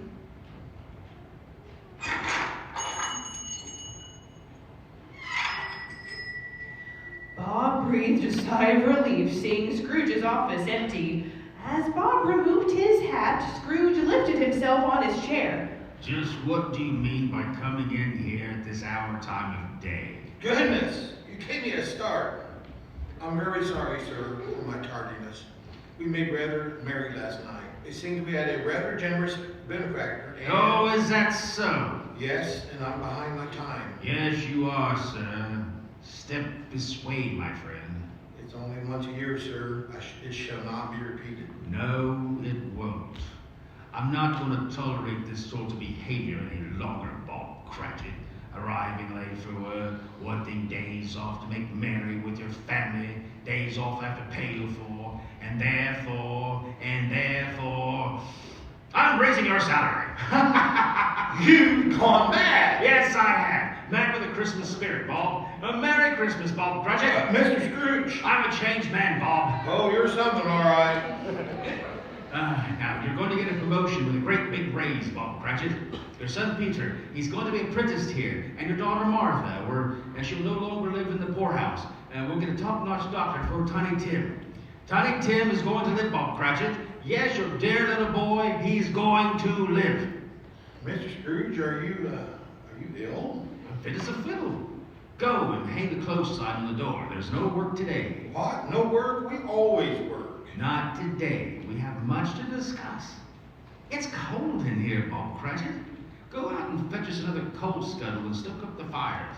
Then when you come back, I want you to sit here and tell me all about your family. Yes, sir, Mr. Scrooge. Back in a flash. Praise you, Jacob Marley, and bless you, spirits! Scrooge was better than his word. He did it all and infinitely more. And to Tiny Tim, who did not die, he was a second father. He became as good a friend, as good a master, and as good a man as the good old city knew. It was always said of him that he knew how to keep Christmas alive and well. May that be truly said of all of us, as Tiny Tim observed. God bless us, everyone. Jacob Marley's chains were broken. As a happy, unseen spirit, he performed many acts of kindness toward mankind all around the world. For over 100 years, Jacob Marley made it his mission to do whatever he could to protect souls, help humans avoid sin and spiritual dangers so they could gain entrance to heaven. Following his atonement, he was finally granted access to the pearly gates. Upon entering, he spotted an old man dressed in a white robe quickly approaching. Hello? Hello! Welcome. Jacob Marley, we've been expecting you. Oh, it's good to be here at long last. It's been quite a road, I tell you. Certainly has. We've enjoyed watching your progress. We'll speak of your adventure soon. Now, if you please excuse me, as you can see, I'm in a haste. Why, are you in a rush to leave paradise? I have an urgent matter on Earth.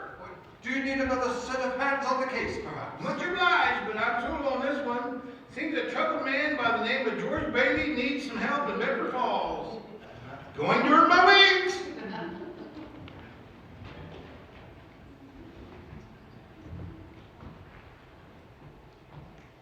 Joy to the world, the Lord is come. Let earth receive her King. Let every heart prepare him room. And heaven and nature sing, and heaven and nature sing, and heaven and nature sing. Thank you all so much for coming. If you would please sing with us, stand if you'd like. We're going to re-sing that verse of Joy to the World. Joy to the world.